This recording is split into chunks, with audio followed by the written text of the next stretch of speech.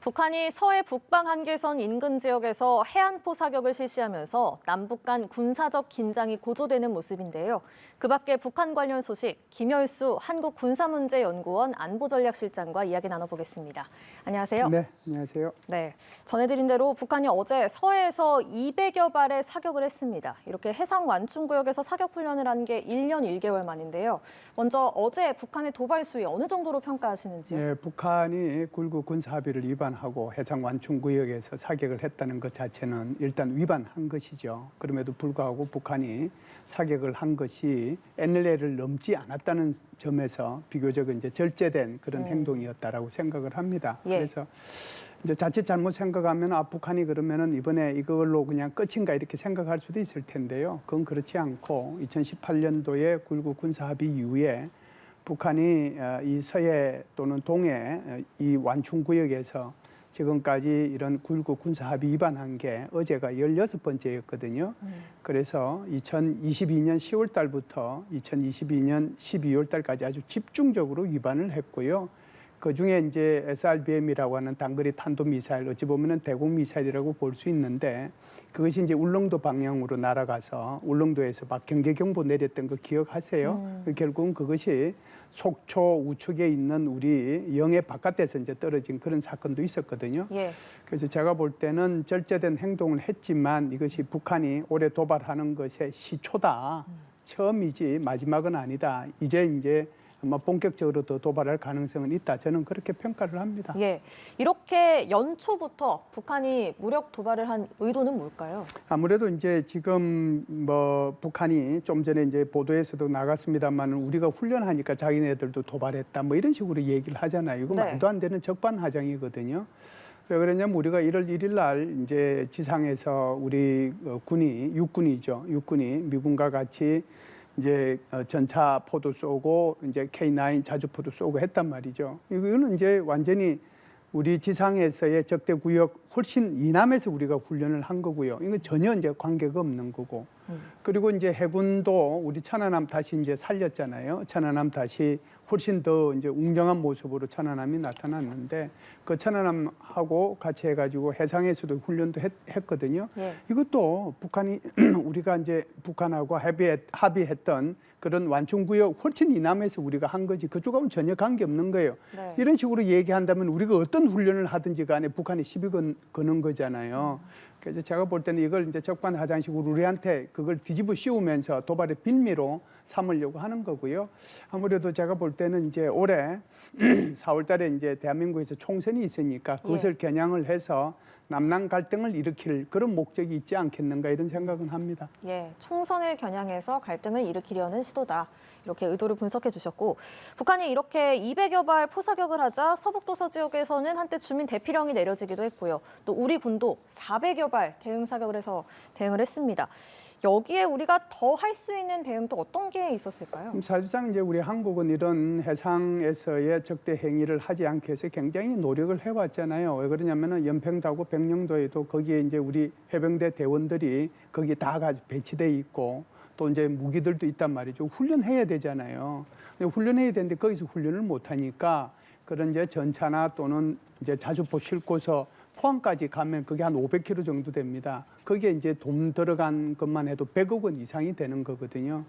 그러니까 이제 한국은 그만큼 이 9.19 군사 합의를 지키기 위해서 노력을 해왔는데 네. 북한 같은 경우는 이제 그러지 않았죠. 그래서 만일에 이제 이번에는 NLL을 넘지 않은 선에서 북한이 이제 훈련이라고 그러면서 자신들이 그 9.19 군사 합의를 위반했지 않습니까? 만일에 향후에 이게 NLL을 넘어오는 그런 도발을 한다면 우리는 뭐 적극적으로 여기에 대응해야 될 거다, 군사적으로는.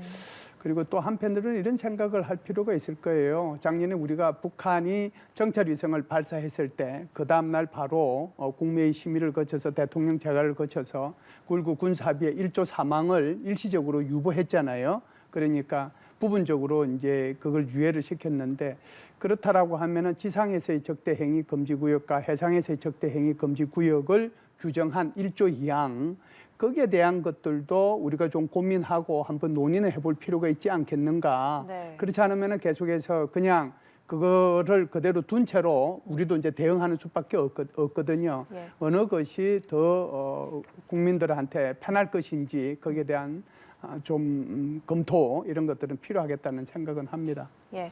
실장님께서 앞서 어제 그 북한의 도발이 비교적 절제된 도발이긴 했지만 앞으로 새 도발의 어떤 시초격이다 이렇게 네네. 말씀을 해주셨는데 네. 실제로도 이른바 살라미 전술로 앞으로 단계별로 수위를 점점 높여갈 수 있다 이런 지적도 나오고 있습니다. 그래서 이틀 뒤인 8일이 김정은 위원장 생일인데 네. 그때 7차 핵실험하는 거 아니냐 이런 전망도 나오더라고요. 이 가능성 어떻게 보십니까? 뭐 가능성이 전혀 없는 건 아닌데 제가 볼 때는 이제 7차 핵실험 문제는 두 가지 차원에서 우리가 생각을 해볼 필요가 있어요. 하나는 이제 북한의 입장에서 보면 기술적인 차원과 뭐 전략적인 차원 이렇게 이제 구분을 해서 제가 말씀을 드려보겠습니다. 북한의 입장에서 기술적인 차원에서 보면은 북한이 작년도 3월 달에 전술 핵무기라고 하는 10kg급으로 추정되는 화산 31을 공개를 했거든요. 아마 이렇게 생겨서 빨간 모습으로 공개된 것을 아마 관심 있는 분들은 화면을 통해서 아마 자주 보셨을 텐데 그것이 정말 제대로 이것이 폭탄이 제대로 터질 건가 거기에 대한 신뢰성을 아마 확보하고 싶은 욕심이 있을 거예요. 그게 바로 기술적인 문제입니다. 그런 차원에서 이것을 한번 실험을 해보겠다는 그런 생각이 있을 텐데요. 반면에 전략적인 차원에서 보면 이렇게 실험을 하는 것이 7차잖아요. 하게 되면 이것이 북한의 이익이 될 것인지 손해가 될 것인지 여기에 대한 아마 주판을 두드릴 것 같습니다. 왜 그러냐면 북한이 2019년도 2월 달에 하노이 회담 결렬 이후에 지금까지 이 유엔 안전보장이사회에서 중국과 러시아는 항상 북한 편이었거든요. 그래서 북한이 어떤 짓을 하든지 간에 이것이 안전보장이사회 대북 제재 결의안이 통과되지 못하도록 도와줬어요. 그렇다라고 하면은 7차 핵실험을 했는데도 도와줄까? 거기에 대한 고민이 북한 내부는 있을 거예요. 그리고 이제 이 문제는 비단 미국과 북한 또는 한국과 북한의 문제가 아니라 전 세계적인 문제란 말이죠. 네. 그런 차원에서 보면 오히려 대북 제재 결의안이 통과될 수도 있는 거거든요. 이제 중국과 러시아가 이 부분에 대해서는 더 이상 양보할 수 있는 것이 아니다라고 생각을 한다면, 자 그렇다라고 하면은 북한의 김정은 입장에서 보면은 기술적인 목적 때문에 이것을 실험하는 것이 좋은 건지, 전략적인 판단을 해보면 안 하는 것이 좋은 건지 거기에 대한 판단이 있을 텐데요. 네. 작년 봄부터 계속해서 핵실험 준비는 다 완료가 돼 있었거든요. 예. 그래서 한국의 정부 당국도 미국의 정부 당국도 그리고 심지어 IAEA도 북한이 오늘도 실험해도 아무 이상할 게 없을 정도로 준비는 다 돼 있다라고 했거든요. 그러니까 이거 누르는 거는 누구한테 최종적으로 가 있느냐 하면은 김정은이 이제 누를 것이냐 안 누를 것이냐 판단하는 거거든요. 그것 때문에 여태까지 이제 미뤄져 왔는데 제가 볼 때는 1월 8일이 내일 모레라고 하더라도 그 누를 가능성은 제가 볼 때는 없지 않는가. 조심스럽게 하여간 저는 그렇게 관측을 하고 있습니다. 7차 핵실험에 대해서는 그렇게 전망을 해주셨고 네네. 그러면 8일에 어떤 네. 다른 유형의 도발에 나설 가능성은 어떻게 보세요? 김정은 입장에서 보면 그러죠. 자기 축일인데 어찌 보면 생일이잖아요. 생일날, 당일날 그것을 한국을 향해서 또는 국제사회를 향해서 이렇게 도발을 하는 것이 자기도 이제 고민을 할 거예요. 이게 바람직할 건가? 도발을 하려면 하루 전이나 이틀 전에 하거나 그러면 생일 끝나고 나서 하면 되는데 마침 자기 생일이고 축일이고 그런 날인데 북한으로 봐서는 꼭 그런 날에 해야 될 건가? 그런 생각은 하겠죠. 2016년도에 북한이 제4차 핵실험 했을 때 1월 6일 날 했어요. 오늘이 며칠이죠? 오늘 1월 6일입니다. 맞습니다. 오늘 했어요. 2016년도에 4차 핵실험을. 그래서 이틀 전에 한 거잖아요. 자기 생일 이틀 전에. 그래서 꼭 당일날 다른 걸 하겠느냐 이런 생각은 드는데 모르겠습니다. 결국은 이 김정은 마음에 달려있는 거라 섣불리 제가 말씀드리는 것도 좀 조심스럽습니다. 알겠습니다. 자, 한편 김 위원장이 일본 지진과 관련해서 네네. 기시다 총리에게 위로 전문을 보냈습니다. 여기서 기시다 총리에게 각하라는 호칭을 쓰기도 했는데 네. 인도주의적인 사안이긴 하지만 김 위원장이 이렇게 일본 총리에게 위로 전문을 보낸 것 자체가 이례적인 일이잖아요. 처음이죠. 예, 이거 의도는 어떻게 보세요? 김정일 때도 처음이고 김정일 때도 그러니까 1995년도에 고베 대지진이 났잖아요. 그때 났을 때도 강성산이라고 하는 총리 이름으로 이제 위로 전문을 보냈고요. 그리고 이제 2011년도에 동일본 대지진 났잖아요. 그때는 김양근이죠. 그때 당시 최고인민회 상임위원장 이름으로 보냈거든요. 한 번도 김정일이 살아있을 때 김정일 위원장 이름으로 보내거나 또는 김정은 위원장 이름으로 뭐 이런 거에서 보낸 적이 없어요. 처음이에요. 그런데 이제 이게 김정은이 들어서서 예를 들어서 시리아나 쿠바나 이번에 이제 이란에서 무슨 폭탄 테러 났을 때 그때도 이제 보냈는데 이게 제가 이번에 일본에 그 보내면서 기세다 총리를 각하라고 하고 이렇게 한 데는 두 가지 목적이 저는 있다라고 봅니다. 첫 번째는 예. 이제는 북한도 보통 국가다. 다른 나라하고 비슷한 보통 국가다. 그래서 무슨 슬픔이 있거나 뭐 재난이 있거나 이럴 때 내가 위로 전문 보내고 하는 게 지극히 당연한 거다. 그런 차원에서 저는 보냈다라고 보고요. 두 번째 목적이 있습니다. 그것이 바로 이제 작년도부터 아주 강화되어 온 한미일 안보 협력. 그거에 대한 균열을 좀 일으키는데 목적이 있지 않겠는가. 그래서 작년에도 사실상 북한과 일본 사이에 무슨 그 좀 낮은 실무자급에서의 교류는 있었거든요. 그래서 이 문제를 어떻게 북한과 일본과의 수교 문제 때문에 이런 일들이 있다가 다시 중단이 됐는데 그런 것들을 통해서 한미일의 균열을 낼 수 있는 그런 게 된다면 좋겠다는 그런 차원에서 보냈다. 두 가지 목적이라고 봐요. 네. 자, 북한이 비무장지대 감시 초소 복원에 나선 지 한 달 반 만에 콘크리트 초소를 건설하고 또 경의 동해선 육로에 지뢰를 매설하는 것으로 나타났습니다. 네.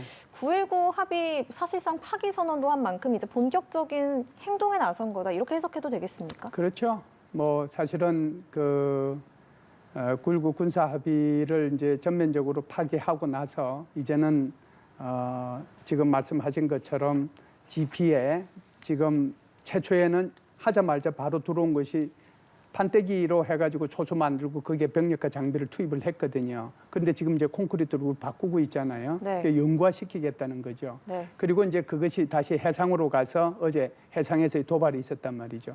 그러면 지상에서 도발, 해상에서 도발이 있고 나면 아무래도 이제 또 공중에서의 도발이나 사이버 도발로 아마 넘어갈 거예요. 이게 북한의 패턴이 그렇습니다. 그래서 이것은 9.19 군사 합의를 넘어서서 9.19 군사 합의의 파기를 넘어서서 김정은이 이번에 얘기한 노동당 중앙위원회 전원회의의 결정문에서 나타난 것처럼 남북한의 관계를 적대적인 관계, 교전국적인 교전 중인 관계로 이렇게 규정을 했기 때문에 네. 그리고 이제 남한을 영토 평정해야 되겠다고 그렇게 얘기하고 대사변에 준비하라라고 하는 그런 차원의 그런 용어들과 그런 맥락들을 쭉 이렇게 이어서 보면 북한은 9.19 군사합의의 파기를 넘어서 남북관계의 완전한 방향 전환, 이제는 남북관계 화해 교류 이런 헛소리는 이제 치우고 완전히 남한을 이제는 그 무력 통일의 대상으로 이렇게 삼고 가겠다는 그런 일환으로 이런 것들을 지금 추진하고 있다 이렇게 보죠. 네, 9.19 합의 파기를 넘어서 네. 남북관계의 완전한 방향 전환을 꾀하고 있다. 이렇게 해석을 해주셨습니다. 또 어제 조선중앙통신은요, 김 위원장이 ICBM 발사대 공장을視察했다고 보도를 했는데 여기에 딸 주해도도 동행을 했습니다. 우리 국정원이 김주해가 후계자로 유력하다 이렇게 또 공개적으로 밝히기도 했잖아요. 네. 네. 이게 이제 처음에는 긴가민가 그러다가 점점 이제 첩보가 걸러지면 이제 점점 정보가 되는 거거든요.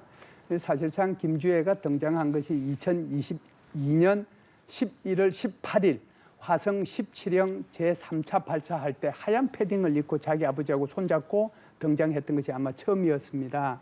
그래서 그때 그 모습을 보고 뭐 아버지가 그냥 딸 데리고 나왔구나. 그런데 딸 데리고 나왔는데 왜 이런 군사적인 데다가 저를 데리고 나왔지? 그냥 그 정도로만 생각하고 넘어갔어요. 그런데 이제 그 뒤로 계속해서 이제 지금 등장하기 시작하잖아요. 주석단에도 앉고 뭐 이러다 보니까 이게 뭔가 좀 이상하다. 이게 이제 그 제4세대 세습을 위한 이런 구축 과정에 들어가 있는 게 아닌가. 그러면서 이제 정보가 계속해서 확인이 되는 거죠. 그 확인되는 과정 중에서 주석단에 앉았는데 거기에 뭐 차수나 별 4개 된 사람들이 김주희한테 반무릎으로 꿇고 귓속말로 얘기하고 경례 붙이고 그다음에 저기 자기 어머니는 저 뒤에 앉아 있는데 자기는 주석단 옆에서 아버지 옆에서 볼세단 등고 하는 모습들이 그냥 그대로 다 텔레비로 이제 방송이 되고 한 거잖아요. 게다가 이제 김주혜에 대한 우표도 발행을 했고 그리고 처음에 나올 때는 뭐 경애하는 사랑하는 뭐 이런 정도로 표현을 하다가 최근에는 물론 이제 한 번 정도만 그 표현이 나와서 그것을 이제 좀 더 구체적으로 이제 분석을 해보고 뭐 알아봐야 되긴 하겠지만 여장군 샛별 여장군이라는 표현까지 등장을 했거든요. 네. 그러니까 이제 이런 것들을 보면 이게 정말 그 4세대 세습을 위한 그런 포석을 가지고 그런 목적을 가지고 지금 이렇게 하고 있지 않은가 그래서 이제 우리 정보기관에서도 그 전까지는 좀 한번 두고 보자 그랬는데 아마 정보가 좀 쌓인 것 같습니다. 그래서 2010년생 아들이 있는데 2010년생의 아들이 정상적인지 또는 2010년생의 아들이 소위 말해서 그 이설주의 아들인지 또는 다른 사람의 아들인지 거기에 대한 문제가 이제 하나 있을 거고요. 그게 어느 정도 좀 걸러졌다라고 저는 생각을 해요. 둘째 아이가 이제 2013년생 김주혜인데 이건 확실히 이설주의 딸이고 김정은의 딸이라는 거죠. 그래서 이 부분에 대한 것들이 굉장히 많이 정보가 보강이 되지 않았는가. 그리고 네. 이제 다시 2017년생 정도로 성별을 알 수 없는 어떤 아이가 있다고 그러니까 너무 어리고. 그래서 오히려 김주혜를 그 다음에 4세대 세습자로 만들기 위한 그 과정 속에 있지 않을까 그런 생각이 드는데 뭐 여기까지는 그렇고 그러면은 이제 나중에 김주혜가 될지 안 될지는 그건 좀 더 두고 봐야죠. 예, 알겠습니다. 김열수 한국군사문제연구원 안보전략실장과 함께했습니다. 고맙습니다. 감사합니다.